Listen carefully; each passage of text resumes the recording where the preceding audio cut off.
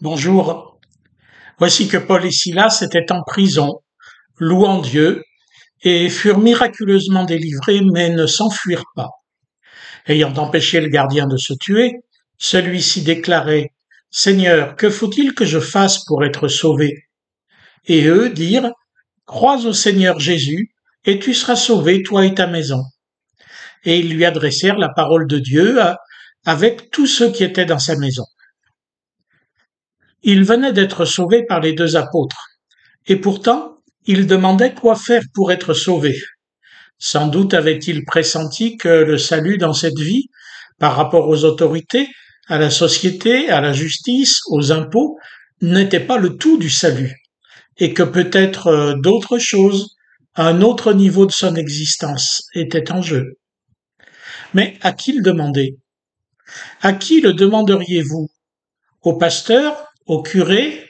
Au médecin peut-être, si vous avez la chance d'en avoir un qui veuille bien s'occuper de vous, car ils deviennent aussi rares que les curés et les pasteurs. Notre homme le demande à ceux dont il a compris que Dieu s'occupait d'eux et qu'il lui faisait confiance.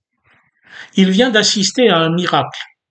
Pas le tremblement de terre qui a ouvert les cellules, mais le fait que ceux qui chantaient ne se sont pas enfuis et sont restés pour lui sauver la vie. Êtes-vous de ceux qui chantent les louanges du Seigneur Dieu, les louanges de Jésus-Christ, même au cœur des épreuves? Êtes-vous là en exemple pour ceux qui vous entourent? Non pas en exemple de morale, mais en exemple de foi, de confiance en Dieu. Car croire, ce n'est pas savoir, c'est faire confiance à celui qui vous a délivré. Et c'est la seule chose nécessaire. Le geôlier demandait quoi faire, il n'y a rien à faire. Il faut et il suffit d'avoir confiance en Dieu, d'avoir confiance en Jésus-Christ, qui est Seigneur et qui donne la vie. Il l'a fait une fois pour toutes en mourant pour nous. Il est vivant à jamais. Ayons confiance en lui. Notre salut n'est pas un chemin, un but. Il nous est donné. Jésus est le chemin, la vérité, la vie. Le salut consiste à prendre ce chemin, à prendre Jésus. Il y en a qui prennent femme ou mari, il y en a qui prennent un travail, il y en a qui prennent le train et d'autres qui prennent le temps.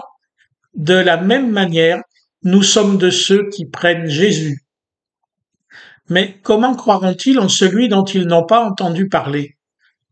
À la demande de notre homme, ne répond pas seulement une phrase qui serait creuse si on s'arrêtait là, mais il lui parle de Jésus, car telle est la parole de Dieu qu'elle rend témoignage à Jésus-Christ. Ainsi, celui en qui tu peux avoir confiance, c'est celui en qui moi j'ai confiance, et je t'explique pourquoi moi, et pourquoi pas toi? Oui, pourquoi pas toi? Tous peuvent entendre, tous peuvent faire confiance, petits et grands, chacun à sa manière. Le salut est offert à tous, aux gardiens de la prison de Philippe, comme à ses prisonniers, à vous, comme à moi.